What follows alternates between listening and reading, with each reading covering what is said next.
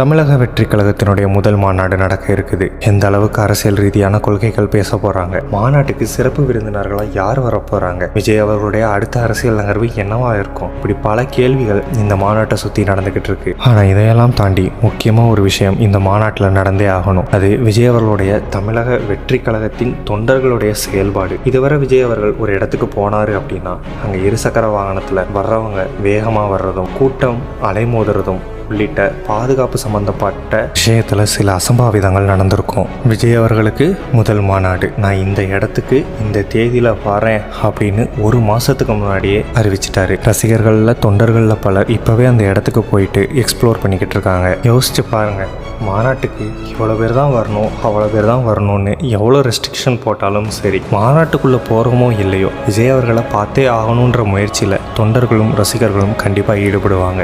So அவங்க எதிர்பார்த்த எண்ணிக்கையை விட கூடுதலான எண்ணிக்கை பல மடங்கு அதிகரிக்கலாம். இந்நிலையில் பொறுப்புணர்ந்து தமிழக வெற்றி கழக நிர்வாகிகளே சில லிஸ்ட்டுகளை இணையத்தில் வெளியிட்டிருக்காங்க. அதில் எதெல்லாம் செய்யணும் எதெல்லாம் செய்யக்கூடாதுன்ற மாதிரி சில தகவல்கள் இருக்குது. அது என்னன்னா, அதில் அவங்க முதல்ல சொல்கிறது, மாநாட்டுக்கு வரும்போது கண்டிப்பாக மது அருந்திருக்கக்கூடாது, மாநாடு முடிச்சுட்டு வீட்டுக்கு போகும்போதும் கூட மது அருந்திட்டு போகக்கூடாதுன்றது தான். அதே மாதிரி மாநாடு நடக்க போகிற இடம் பல பேர்கிட்ட இருந்து குத்தகைக்கு வாங்கினது, அவங்க கிட்ட முறையாக அனுமதி வாங்கியிருக்கிறாங்க. மாநாடு முடிஞ்சதுக்கப்புறம் சுத்தம் பண்ணுற வேலை அங்கே நடக்கும்னு இருந்தாலுமே கூட நம்மளால் முடிஞ்ச வரைக்கும் அந்த இடத்த சுத்தமாக பார்த்துக்கணும் அப்படின்ற மாதிரி சொல்லியிருக்கிறாங்க. மூணாவது, மாநாடு நடக்கிறது ஒரு நேஷனல் ஹைவே ஏரியா, சுற்றி சில விவசாய நிலங்களும் இருக்குது. அதனால் சாலையோரம் போகும்போதும் சரி அங்கே சில கிணறுகளும் இருக்கும்.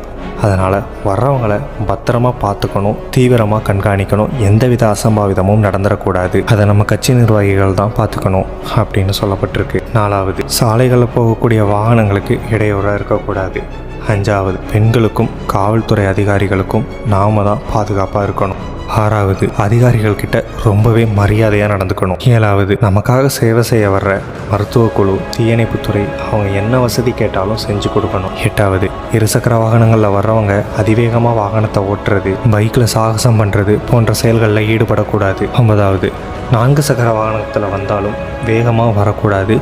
குறிப்பாக அதில் வரக்கூடிய நண்பர்கள் சீட்டில் அமர்ந்தபடி வரணுமே தவிர தொங்கியபடி வரக்கூடாது. 10, ரொம்ப தூரத்துலேருந்து வர்றவங்க, குறிப்பாக தென் மாவட்டத்திலேருந்து வர்றவங்க பெரிய வாகனங்களில் வருவீங்க, அவங்களாம் முடிஞ்ச அளவுக்கு சீக்கிரமே கிளம்பிவாங்க. அவசரமாக வரும்போது கூட சில அசம்பாவிதங்கள் நடக்கும், அதை தவிர்க்கணுங்கிறதுக்காண்டி சீக்கிரமாக கிளம்புறது நல்லது. மொத்தத்தில் மாநாடு நல்லபடியாக முடியணும், நம்மளுடைய செயல்கள் நல்ல விதமாக இருக்கணும், யாருக்கும் எந்தவித அசம்பாவிதங்களும் நடந்துடக்கூடாது. முதல் மாநாடு தமிழக வெற்றி கழகத்தின் பெயர் சொல்லும் மாநாடாக இருக்கணும், அதோட பேரை கெடுக்கக்கூடிய மாநாடாக இருந்திடவே கூடாது அப்படிங்கிற மாதிரி தெளிவாக இருக்கிறாங்க. விஜய் அவர்களோட சொல்லிக்கிணங்க ஒவ்வொரு மாவட்டத்திலையும் இந்த மாநாட்டுக்கு ஆட்களை கூட்டிகிட்டு வர்றதுக்குன்னு பொறுப்பாளர்கள் நியமிக்கப்பட்டிருக்காங்க. ஒருவேளை இது விஜய் அவர்களுடைய ஆலோசனைகளாக கூட இருக்கலாம் அப்படின்னு சொல்லப்படுது. இதை பற்றி நீங்கள் என்ன நினைக்கிறீங்கன்றதை கமெண்ட்ல சொல்லுங்கள்.